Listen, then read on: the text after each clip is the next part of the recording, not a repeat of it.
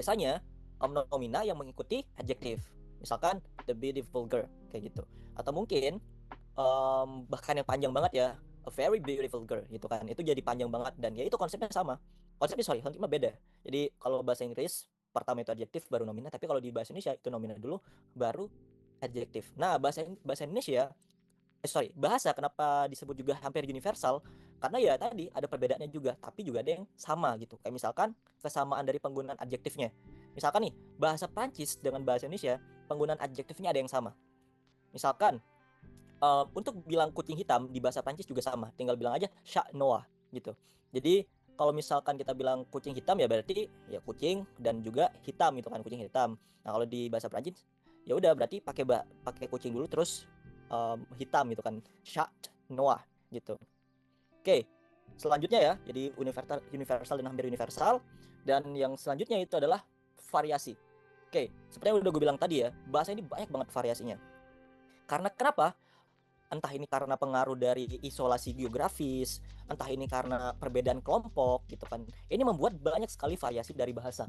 Nah, misalkan yang gue bilang tadi ya, di gue satu kabupaten dengan kabupaten yang lain itu punya dialek yang beda, punya ciri khas yang berbeda. Bahkan gak harus ke kabupaten lain untuk cari tahu perbedaannya. Beda apa sih namanya, kecamatan itu juga kadang beda dialeknya. Misalkan di sini nih, gue coba contoh pakai bahasa Madura gitu kan. Uh, kita di daerah gue misalkan nih di Sumenep kota ya, di bagian kota. Kalau misalkan nanyain kabar, bermak kabar kayak gitu, itu bahasa Madura yang mungkin di daerah gue gitu. Tapi kalau misalkan beda kecamatan aja, itu beda tone ya. Coba dengerin. Ini kan gue tadi bilang kan bermak kabar kayak gitu kan. Tapi kalau udah beda kecamatan dikit, jadi berubah kayak gini. Bermak kabar kayak gitu. Itu udah beda banget gitu kan. Makanya bahasa itu variasinya banyak. Beda kecamatan, beda variasi, beda kabupaten, beda variasi, apalagi yang beda benua. Kayak gitu, pasti banyak variasinya. Bahkan kalau misalkan kita bahas tentang accent British, itu banyak banget variasinya juga. Ada British di Liverpool, British di Nottingham, dan banyak banget jenis-jenis British. Dan kalau misalkan kalian mau belajar pronunciation bahasa Inggris ya, dan kalian pengen menggunakan accent British, ya kalian pakai accent British yang dipakai di film Harry Potter itu bagus sih menurut gue. Karena gue dulu pertama kali belajar bahasa Inggris menggunakan accent British, itu gue belajar dengan pakai pronunciation di Harry Potter kayak gitu. Jadi pas gue pertama kali ikut lomba speech, gue pakai pronunciation British kayak gitu. Tapi terdengarnya jadi bukan kayak British, jadi kayak accent Harry Potter khusus kayak gitu. Jadi makanya gue kayak mencoba untuk mengubah itu lagi jadi kayak accent American Standard kayak gitu. Tapi itu gak apa-apa kalau misalkan teman-teman mau coba untuk belajar pronunciations di British dan mencoba untuk accent Harry Potter khususnya, itu bagus. Oke, selanjutnya ya. Tadi variasi udah. Nah, yang selanjutnya bahasa itu juga identitas sosial. Kayak gini misalkan. Misalkan kalian itu sekolah di um, sekolah internasional kayak gitu. Ya, sekolah internasional berarti multikultural banget dong gitu. Atau bahkan di sekolah daerah aja gitu. Nah, sekolah daerah biasanya kan gak cuma dari orang Jawa aja. Ada orang Sunda juga misalkan. Nah, biasanya kalian mengenali itu lebih dari kalian mengenali fisik. Kayak gitu. Kenapa? Karena yang paling jelas bagaimana cara membedakan identitas mereka itu dari bahasanya. Kalau misalkan kayak tadi bahasa Madura dipakai, bermak bro, wah ini orang Madura nih. Tanpa kita lihat mukanya. Coba pertama kali kalian ikut kelas gua nih. Coba gua buka lagi. Apakah kalian menganggap gua orang Madura? Coba. Itu dia. Ini yang namanya apa? Trik ya adik-adik. Oh iya ya, emang banyak sih emang dikira Sunda aja gitu. Nah, sekolah daerah biasanya kan gak cuma dari orang Jawa aja. Ada orang Sunda juga misalkan. Nah, biasanya kalian mengenali itu lebih dari kalian mengenali fisik. Kayak gitu. Kenapa? Karena yang paling jelas bagaimana cara membedakan identitas mereka itu dari bahasanya. Kalau misalkan kayak tadi bahasa Madura dipakai, bermak bro, wah ini orang Madura nih. Tanpa kita lihat mukanya. Coba pertama kali kalian ikut kelas gua nih. Coba gua buka lagi. Apakah kalian menganggap gua orang Madura? Coba. Itu dia. Ini yang namanya apa? Trik ya adik-adik. Oh iya ya, emang banyak sih emang dikira Sunda, dikira ya Jakarta, Kalimantan, banyak ya, benar-benar gitu. Ya karena apa ya? Karena gue sangat suka sama bahasa dan gue seneng banget menciptakan variasi bahasa gue sendiri. Gue kalau ngomong sama temen gue yang orang Madura, gue bener-bener bahasa Madura banget. Tapi kalau ngomong sama temen gue yang bahasa Jawa, gue Jawa banget juga. Tapi gak Jawa-Jawa yang bener-bener medok gitu, bahasa metropolitan lah gitu. Kalau bahasa Inggris sudah bahasa Inggris juga, bahasa Indonesia juga, bahasa Jaksel, bahasa Jaksel juga. Jadi kayak bisa menyesuaikan aja kayak gitu. Oke, gue matiin lagi nih. Oke, nah identitas sosial. Jadi ya itu, kalau misalkan kalian ingin menjadi benar-benar introvert, cobalah untuk menyembunyikan identitas kalian dari bahasa kalian. Ya bisa aja kalian mencoba bahasa lain supaya kalian tidak dikira orang sini gitu. Karena gue dulu mencoba menyembunyikan identitas gue sebagai orang Madura. Gue selalu bilang gue itu dari Malang gitu. Padahal gue tinggal lama di Madura. Karena ya itu ya, karena kadang orang Madura itu terkenal dengan jametnya gitu kan. Orang Madura itu terkenal dengan urak-urakannya gitu, terkenal dengan pencurian besinya gitu kan. Gue jadi gak mau terstigma aja. Jadi kayak udah lah, gue mau mencoba untuk menghilangkan identitas itu dengan menggunakan bahasa yang beda kayak gitu. Oke, selain identitas sosial tadi, bahasa itu juga mempunyai fungsi. Nah, ini mungkin aspek yang kadang digunakan kalian untuk belajar bahasa, untuk mendefinisikan bahasa. Ya, banyak ya.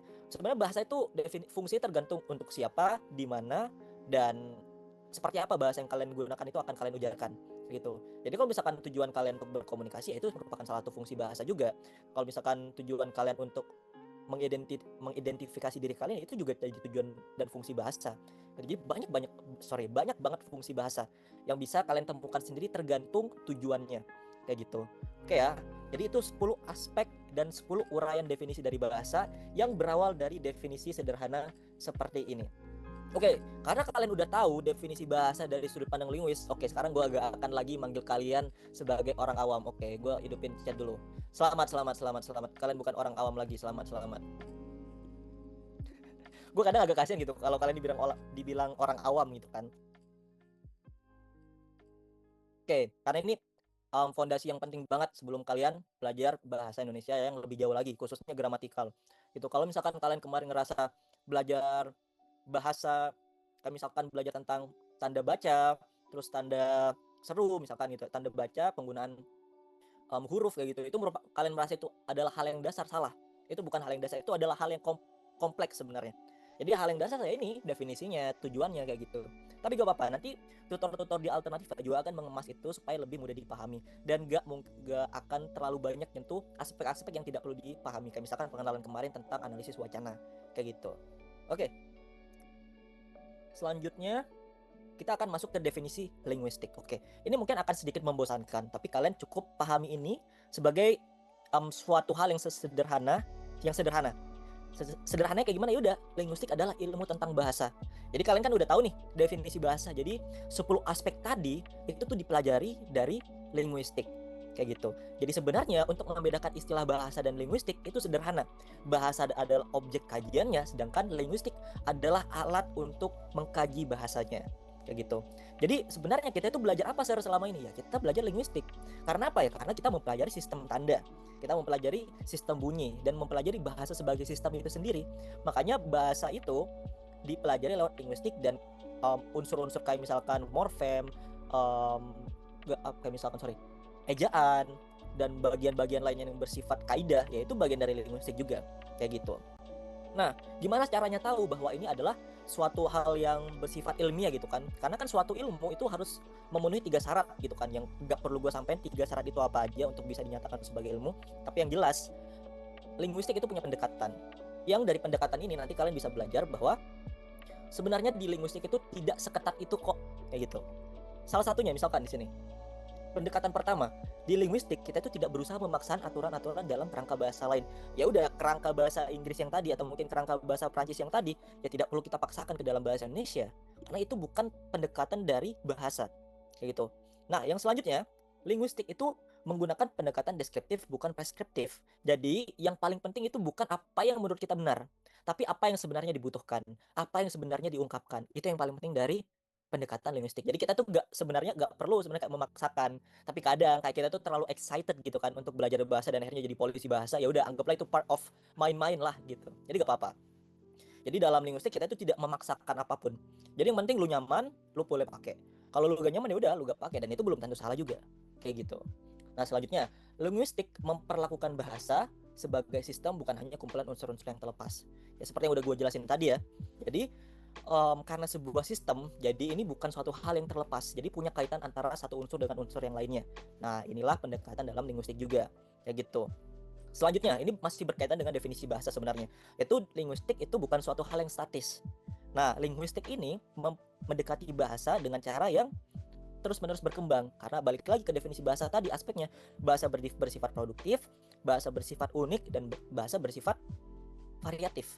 Oleh karena itu, di bahasa, kalau misal di linguistik, kalau misalkan kita mengkaji suatu kata misalkan, itu suatu hal yang menarik. Tapi kalau misalkan terus menerus ada kata baru, ya yang mengkaji itu harus mengulang lagi gitu. Ini menjadi suatu hal yang capek juga kadang, tapi ya itu menariknya belajar bahasa kayak gitu. Kalau misalkan ditanya, Sir, apakah nanti S2 mau fokus ke bahasa lagi? Enggak, gue udah merasa cukup.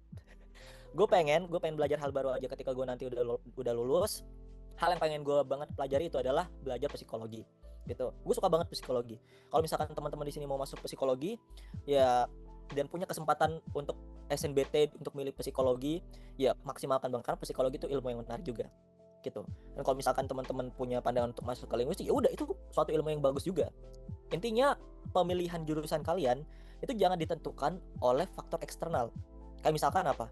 Ya dari orang tua, dari FOMO, misalkan lihat TikTok, misalkan tiba-tiba, waduh, asik juga nih masuk ke dokteran, tiba-tiba setelah masuk ke dokteran jadi maba yang bingung kayak gitu. Jadi itu kasihan sama diri kalian juga. Jadi harus ditentukan tujuan kalian tuh sedini mungkin. Agar apa ya? Agar kalian tidak tersesat. Dan kalau misalkan kalian udah masuk kampus dan akhirnya kalian tersesat, ini yang bahaya. Jadi kalian tidak punya tujuan lagi, dan akhirnya kalian tuh terjebak sama organisasi-organisasi yang akhirnya memberatkan kalian. Gue tidak mempermasalahkan kalau misalkan kalian mau ikut organisasi, it's okay gitu kan, karena pasti ada benefit dari suatu hal yang kita putuskan. Tapi kalau misalkan kita terjebak di situ, itu membuat kita akhirnya stagnan, yang bahkan kalah gitu kan sama aspek bahasa yang terus-menerus berkembang gitu kan. Masa kita kalah sama bahasa gitu, mau terus-menerus di situ aja kayak gitu. Jadi kalian harus nentuin tujuan kalian sebelum masuk ke fakultas mana yang mau kalian tuju, sehingga kalian nantinya tidak tersesat gitu. Jurusan apapun, cari research sedetail-detailnya, apa yang bisa kalian dapat, opportunity-nya apa, challenge-nya apa, obstacle-nya apa, ya udah kalian cari tahu, kalian cocok, kalian pilih gitu. Bahkan kalau misalkan kalian tidak merasa perlu diskusi sama guru kalian, ya udah, selama kalian punya research yang detail, pilih aja. Karena banyak sekali ya adik-adik gua sebelumnya, murid-murid yang gua ajar juga, merasa bahwa guru mereka bahkan ya kadang menyurutkan semangat mereka untuk belajar. Kayak misalkan mereka disuruh, jangan milih ini, nanti kalian kalau lebih baik milih ini aja nih, potensi lolosnya besar gitu kan. Ya potensi lolos besar atau tidak sebenarnya jangan pernah menjadi aspek yang membuat kalian tuh berhenti berjuang kayak gitu. Semakin besar potensi lolosnya, ya gak apa-apa. Kalau misalkan semakin kecil, ya udah tetap semangat aja kayak gitu. Oke, kita lanjut ya. Jadi sedikit motivasi gitu. Oke, kita lanjut ke sini. Ini agak sedikit membingungkan.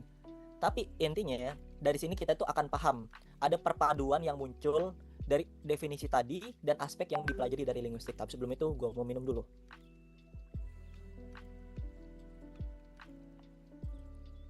Oke.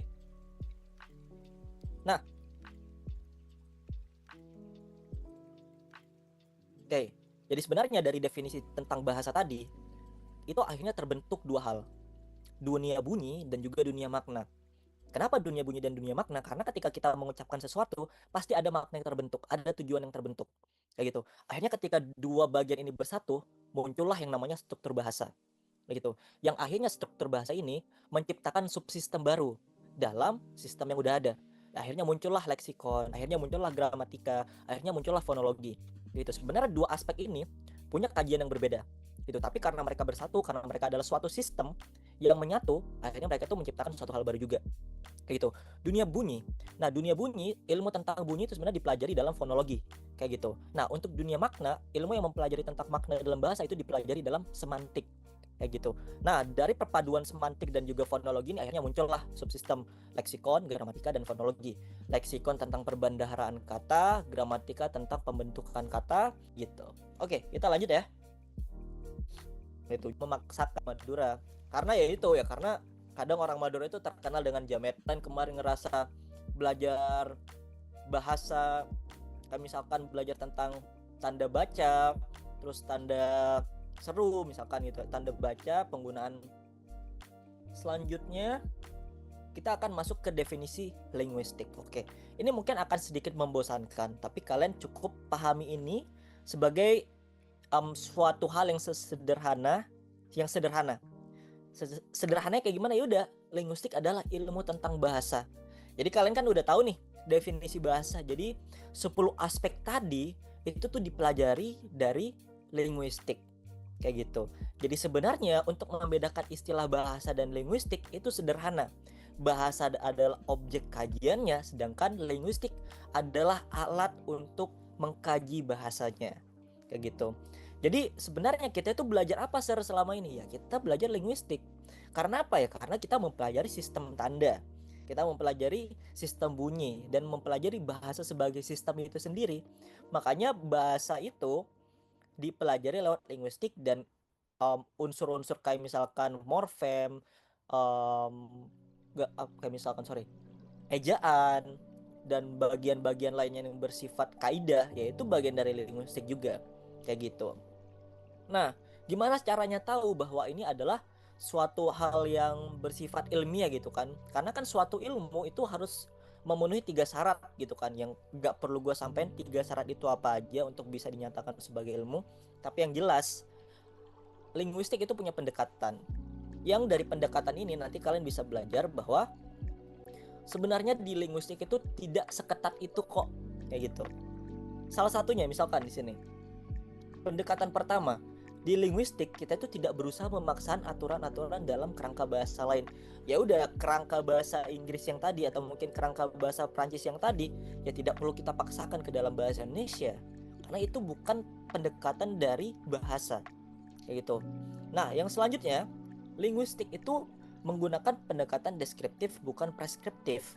Jadi yang paling penting itu bukan apa yang menurut kita benar, tapi apa yang sebenarnya dibutuhkan, apa yang sebenarnya diungkapkan. Itu yang paling penting dari pendekatan linguistik. Jadi kita tuh sebenarnya nggak perlu sebenarnya kayak memaksakan, tapi kadang kayak kita tuh terlalu excited gitu kan untuk belajar bahasa dan akhirnya jadi polisi bahasa. Ya udah, anggaplah itu part of main-main lah gitu. Jadi nggak apa-apa.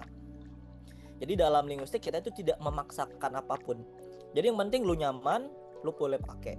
Kalau lu gak nyaman ya udah lu gak pakai, dan itu belum tentu salah juga. Kayak gitu. Nah, selanjutnya, linguistik memperlakukan bahasa sebagai sistem bukan hanya kumpulan unsur-unsur yang terlepas. Ya seperti yang udah gue jelasin tadi ya. Jadi karena sebuah sistem, jadi ini bukan suatu hal yang terlepas. Jadi punya kaitan antara satu unsur dengan unsur yang lainnya. Nah, inilah pendekatan dalam linguistik juga. Kayak gitu. Selanjutnya, ini masih berkaitan dengan definisi bahasa sebenarnya. Yaitu linguistik itu bukan suatu hal yang statis. Nah, linguistik ini mendekati bahasa dengan cara yang terus-menerus berkembang. Karena balik lagi ke definisi bahasa tadi, aspeknya bahasa bersifat produktif, bahasa bersifat unik, dan bahasa bersifat variatif. Oleh karena itu, di bahasa, kalau di linguistik, kalau misalkan kita mengkaji suatu kata misalkan, itu suatu hal yang menarik. Tapi kalau misalkan terus menerus ada kata baru, ya yang mengkaji itu harus mengulang lagi gitu. Ini menjadi suatu hal yang capek juga kadang, tapi ya itu menariknya belajar bahasa kayak gitu. Kalau misalkan ditanya, "Sir, apakah nanti S2 mau fokus ke bahasa lagi?" Enggak. Gue udah merasa cukup. Gue pengen belajar hal baru aja ketika gue nanti udah lulus. Hal yang pengen gue banget pelajari itu adalah belajar psikologi gitu. Gue suka banget psikologi. Kalau misalkan teman-teman di sini mau masuk psikologi ya, dan punya kesempatan untuk SNBT untuk milih psikologi, ya maksimalkan banget, karena psikologi itu ilmu yang menarik juga gitu. Dan kalau misalkan teman-teman punya pandangan untuk masuk ke linguistik, ya udah, itu suatu ilmu yang bagus juga. Intinya pemilihan jurusan kalian itu jangan ditentukan oleh faktor eksternal. Kayak misalkan apa? Ya dari orang tua, dari FOMO, misalkan lihat TikTok, misalkan tiba-tiba, waduh, asik juga nih masuk ke dokteran, tiba-tiba setelah masuk ke dokteran jadi maba yang bingung kayak gitu. Jadi itu kasihan sama diri kalian juga. Jadi harus ditentukan tujuan kalian tuh sedini mungkin. Agar apa ya? Agar kalian tidak tersesat. Dan kalau misalkan kalian udah masuk kampus dan akhirnya kalian tersesat, ini yang bahaya. Jadi kalian tidak punya tujuan lagi, dan akhirnya kalian tuh terjebak sama organisasi-organisasi yang akhirnya memberatkan kalian. Gue tidak mempermasalahkan kalau misalkan kalian mau ikut organisasi, it's okay gitu kan, karena pasti ada benefit dari suatu hal yang kita putuskan. Tapi kalau misalkan kita terjebak di situ, itu membuat kita akhirnya stagnan, yang bahkan kalah gitu kan sama aspek bahasa yang terus-menerus berkembang gitu kan. Masa kita kalah sama bahasa gitu, mau terus-menerus di situ aja kayak gitu. Jadi kalian harus tentuin tujuan kalian sebelum masuk ke fakultas mana yang mau kalian tuju, sehingga kalian nantinya tidak tersesat. Itu jurusan apapun, cari research sedetail-detailnya, apa yang bisa kalian dapat, opportunity-nya apa, challenge-nya apa, obstacle-nya apa. Ya udah, kalian cari tahu, kalian cocok, kalian pilih gitu. Bahkan kalau misalkan kalian tidak merasa perlu diskusi sama guru kalian, ya udah, selama kalian punya riset yang detail, pilih aja. Karena banyak sekali ya adik-adik gua sebelumnya, murid-murid yang gua ajar juga merasa bahwa guru mereka bahkan yang kadang menyurutkan semangat mereka untuk belajar. Kayak misalkan mereka disuruh jangan milih ini, nanti kalian kalau lebih baik milih ini aja nih, potensi lolosnya besar gitu kan.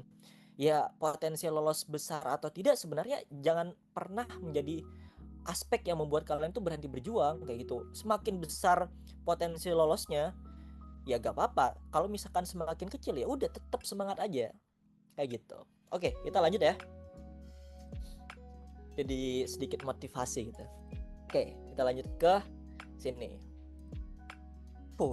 Ini agak sedikit membingungkan.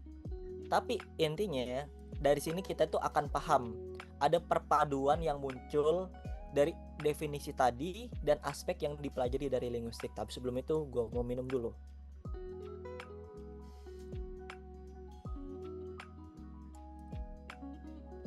Oke.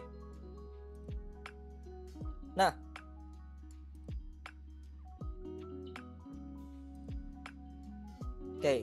jadi sebenarnya dari definisi tentang bahasa tadi itu akhirnya terbentuk dua hal, dunia bunyi dan juga dunia makna. Kenapa dunia bunyi dan dunia makna? Karena ketika kita mengucapkan sesuatu, pasti ada makna yang terbentuk, ada tujuan yang terbentuk. Kayak gitu. Akhirnya ketika dua bagian ini bersatu, muncullah yang namanya struktur bahasa. Kayak gitu. Yang akhirnya struktur bahasa ini menciptakan subsistem baru dalam sistem yang udah ada. Akhirnya muncullah leksikon, akhirnya muncullah gramatika, akhirnya muncullah fonologi. Gitu. Sebenarnya dua aspek ini punya kajian yang berbeda. Gitu. Tapi karena mereka bersatu, karena mereka adalah suatu sistem yang menyatu, akhirnya mereka tuh menciptakan suatu hal baru juga. Kayak gitu. Dunia bunyi. Nah, dunia bunyi, ilmu tentang bunyi itu sebenarnya dipelajari dalam fonologi. Kayak gitu. Nah, untuk dunia makna, ilmu yang mempelajari tentang makna dalam bahasa itu dipelajari dalam semantik. Kayak gitu. Nah, dari perpaduan semantik dan juga fonologi ini akhirnya muncullah subsistem leksikon, gramatika, dan fonologi. Leksikon tentang perbendaharaan kata, gramatika tentang pembentukan kata, dan fonologi tentang bunyi bahasa. Kayak gitu. Nah, kalau misalkan struktur bahasa adalah unsur yang terbentuk juga. Kayak gitu. Nah, struktur bahasa nantinya kita akan bahas kayak misalkan satuan-satuan dalam bahasa. Kayak gitu. Nah, tiga aspek ini itu pasti memiliki aspek-aspek yang berkaitan antara dua irisan ini. Aspek leksikon punya aspek fonologi dan juga semantik. Aspek gramatika punya aspek fonologi dan semantik. Fonologi pun punya dua aspek tersebut. Kayak misalkan kayak gini. Kalian tahu yang namanya imbuhan kan? Oke, imbuhan itu bisa diucapkan dan juga bisa punya makna. Misalkan kayak gini. Kata kuda. Misalkan kata kuda. Ya udah oke, kata kuda ya. Nah, kita ubah imbuhannya menjadi berkuda. Jadi berubah kan bunyinya, maknanya juga berubah. Kayak gitu. Nah, ini yang dimaksud perpaduannya. Gitu, dan aspeknya itu dipelajari dalam gramatika yang sama-sama punya aspek fonologi dan juga semantik. Kayak gitu. Nah, terus apa sih kalau konteks dan juga pragmatik? Nah, kadang untuk membuat suatu bahasa itu mudah dipahami, kadang kita tuh perlu yang namanya konteks. Masih ingat yang namanya konteks kemarin? Coba gue pengen menguji keingat apa sih namanya, ketahanan ingatan kalian. Ada nggak yang ingat konteks itu apa? Tulis aja gak apa-apa. Situasi, tema,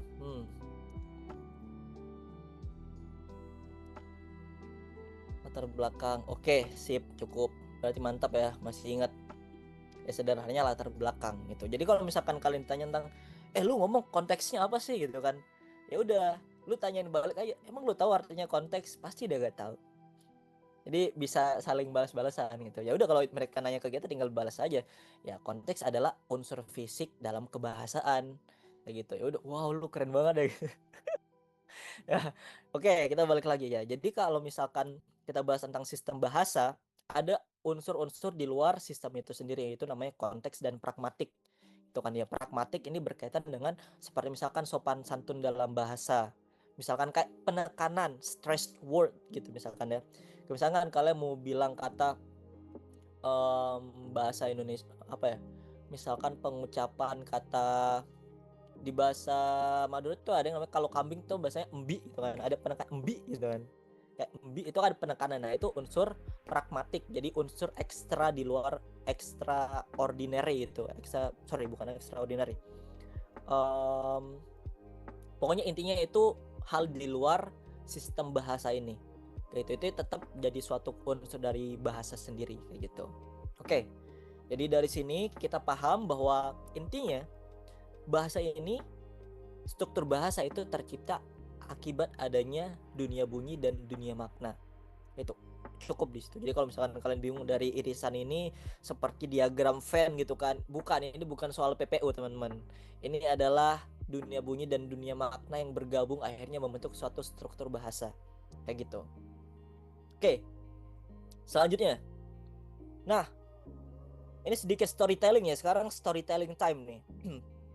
Nah, jadi kalau misalkan kalian pernah berpikir ya, sebelum kita bisa mengucapkan punya alfabet dan punya ejaan, kita tuh ngomongnya pakai apa gitu kan?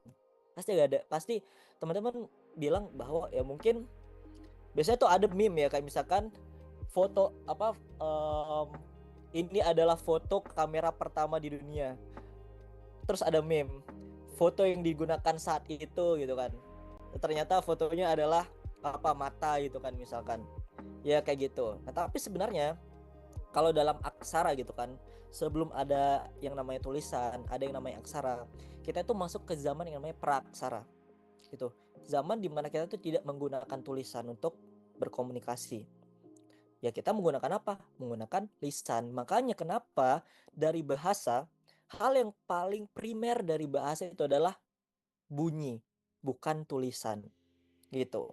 Nah, dari mana Sir munculnya aksara pertama kali itu muncul? Pertama, sebelum masuk ke situ, ketika teman-teman berpikir dulu mulainya kayak gimana, kalau misalkan teman-teman ada yang tahu suku-suku, misalkan suku-suku Indian kayak gitu, mereka tuh berkomunikasinya dulu kayak gimana? Ya pakai batu gitu kan, pakai simbol.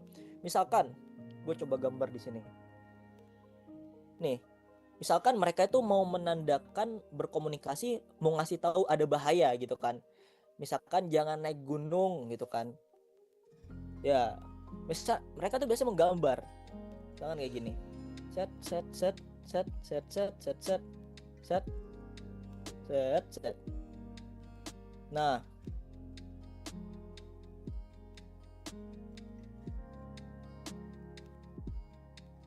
terus ini anggaplah orang gitu kan, naikkan.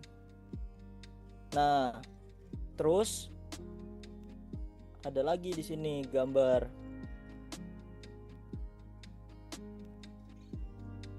gitu. Nah biasa mereka tuh berkomunikasi kayak gini. Ya ini mungkin teman-teman yang udah kangen sama gambar hieroglif gua ya, akhirnya muncul lagi itu di sini. Oke. Nah ini bisa bermakna apa Sir? Sebenarnya itu kan seperti gambar tapir gitu kan ya. Bukan teman, ini sebenarnya simbol peringatan gitu. Nah yang ini tuh menandakan apa? Menandakan jangan naik gunung, naik sapi nanti jatuh kayak gitu. Nah disarankan naik kambing gunung gitu untuk mendaki gunung kayak gitu. Nah inilah cara mereka berkomunikasi pada zaman dahulu. Jadi ya udah, mereka tuh tidak pakai tulisan. Makanya ketika kalian tahu aksara pertama, kayak misalkan dari Mesir ya, Mesir itu kan pakai hieroglif. Ya simbol-simbol mereka tuh kayak gini. Misalkan menandakan ikan gitu kan, ya bisa tuh kayak gini itu kan, misalkan kayak gitu, kayak gini simbol-simbol yang mereka gunakan untuk berkomunikasi kayak gitu.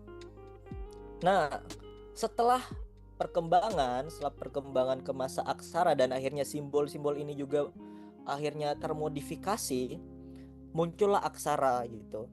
Kapan muncul aksara, Zar? Nah ada 3 dari hasil penelitian muncul aksara pertama kali itu di mana? Pertama di lembah Sungai Nil. Kedua di lembah Sungai Mesopotamia, ada dua, Sungai Yufrat dan Sungai Tigris. Dan yang terakhir ada di lembah Sungai Kuning. Nah, ini di Cina. Kayak gitu. Mungkin ada pertanyaan, kenapa semuanya di lembah? Emang ada apa di lembah gitu?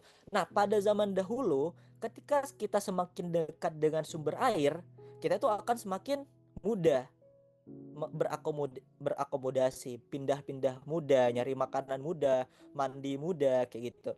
Makanya kalau misalkan kalian tahu gambaran, anggaplah ilustrasi masa Babilonia ya, itu ada kayak menara panjang, menara kerucut gitu. Itu menggambarkan suatu peradaban di sana juga yang dekat dengan sungai.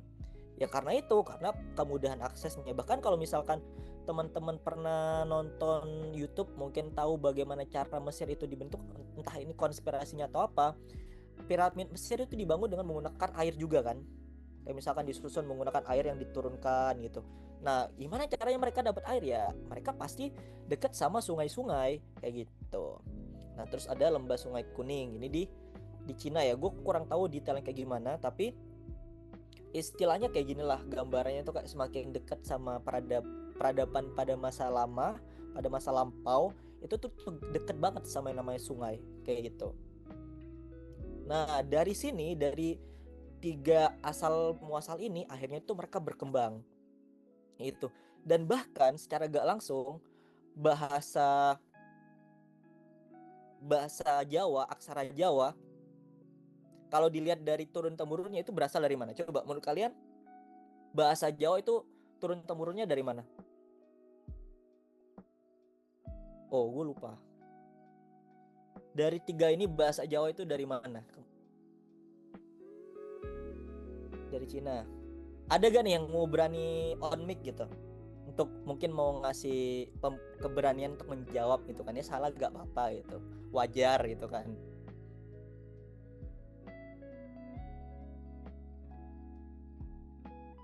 Oke, gak ada ya. Ke India, Cina, Mesir, buat sendiri, Mesopotamia, Arab. Oke, gue langsung jawab nih. Jadi sebenarnya yang jawab Palau India benar. Nah, tapi sebenarnya Palawa pun itu ada asalnya juga kan, dari mana gitu kan. Benar, dari Palawa gitu. Palawa itu diturunkan sama aksara Brahmi. Itu aksara Brahmi itu menurunkan aksara Palawa, dan Palawa itu menurunkan aksara Jawa, aksara Batak kayak gitu, dan banyak lainnya. Nah, asal dari aksara Jawa itu dari sini. Aksara Jawa itu dari sini. Bentar. Yang Mesir yang mana sih? Oh ya, yang ini. Nah, dari hieroglif. Itu dari hieroglif. Tapi kalau misalkan kita mau nanya tentang, kalau itu kan aksara Jawa, tapi kalau misalkan alfabet itu dari mana? Dari sini. Nah, ini berkaitan sama Yunani nantinya. Yunani akhirnya diadaptasi oleh Romawi, dan nantinya terus-menerus berkembang sehingga menjadi alfabet yang kita kenal sekarang. Gitu. Tapi kalau misalkan bahas tentang aksara Jawa, asalnya dari sini. Kayak gitu. Kalau yang gue tahu ini tuh, mungkin di sini ada yang orang Chinese ya, mungkin ada yang tahu aksara Han gitu ya. Aksara Han itu asalnya dari sini. Gitu. Mana gambar gue yang tadi guys? Ini sebagai catatan ya, biar kalian gak lupa ya. Ingat, ini tandanya apa teman-teman? Jangan naik ke gunung naik sapi ya, naik kambing aja. Gitu. Oke. Nah, itu sejarah aksara. Nah, ngomongin tentang aksara yang kemudian berkembang gitu kan, kita akan ngebahas tentang ejaan gitu kan, yang menjadi salah satu aspek yang akan dijadikan soal oleh panitia SNBT kayak gitu. Nah, sebelum menjadi ejaan yang kita tahu sekarang, ejaan bahasa Indonesia itu sebenarnya mengalami proses yang panjang gitu.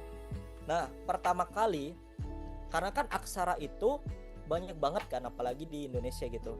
Apalagi bahasa awal dari Indonesia itu kan pakai bahasa Melayu, dan bahasa Melayu itu digunakan oleh orang Melayu yang saat itu juga dijajah sama Inggris, dan Indonesia dijajah oleh Belanda. Jadi ada banyak sekali ejaan yang digunakan yang akhirnya tercampur aduk kayak gitu. Nah, oleh karena itu ada orang yang pada saat itu berkontribusi untuk menciptakan standarisasi supaya tidak menciptakan kebingungan yang lebih lanjut. Namanya orangnya adalah Van Ophuijsen kayak gitu. Nah, si Van Ophuijsen ini itu menciptakan standar khusus untuk ejaan-ejaan kayak gitu ya. Mungkin di sini itu cuma perubahan-perubahannya aja ya gitu. Nah, dari Van Ophuijsen kayak misalkan, waduh, bentar gue di telepon nih.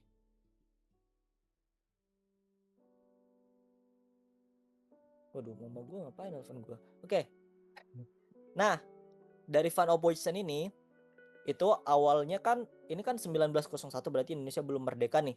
Jadi ya ini yang diterapkan, setidaknya ada standar khusus lah agar kita itu punya pembeda gitu dari ejaan bahasa Belanda, ejaan bahasa Inggris, ejaan bahasa Melayu kayak gitu. Nah, bahkan bahasa Melayu pun kayaknya udah punya ejaan sendiri juga gitu pada saat itu ya. Nah, Van Ophuijsen ini akhirnya berkembang dan akhirnya Indonesia merdeka. Dan pada saat itu menteri gue lupa menteri apa, tapi kalau gak salah ini bagiannya sama menteri pendidikan juga, dan itu menetapkan standar yang baru yang akhirnya di Van Ophuijsen itu udah punya penetapan. Akhirnya karena bahasa bersifat produktif dan tidak statis, ada namanya pembaharuan. Tuh, misalkan yang menjadi pembaharuan di sini tuh apa? Misalkan penggunaan kata SJ pada Van Ophuijsen. Misalkan kalian tahu ya, penggunaan kata SJ tuh misalkan digunakan untuk syarat gitu kan, misalnya sejarat gitu kan, misalnya digunakan kayak gitu. Nah, itu dihilangkan dan diganti menjadi S seperti ini tuh. Nah, selama ejaan pembaharuan itu akhirnya diubah seperti ini. Tapi pada masa ejaan Suwandi, menteri pada saat itu, ini tuh tidak diadakan gitu, yang akhirnya terus menerus berkembang lagi sampai akhirnya yang kita tahu sekarang ada ejaan SY kayak gitu. Nah, ini menandakan bahwa bahasa juga mengalami perkembangan gitu. Yang awalnya bahasa itu berasal dari aksara aja, yang bahkan kalau misalkan nenek moyang kita pun kayaknya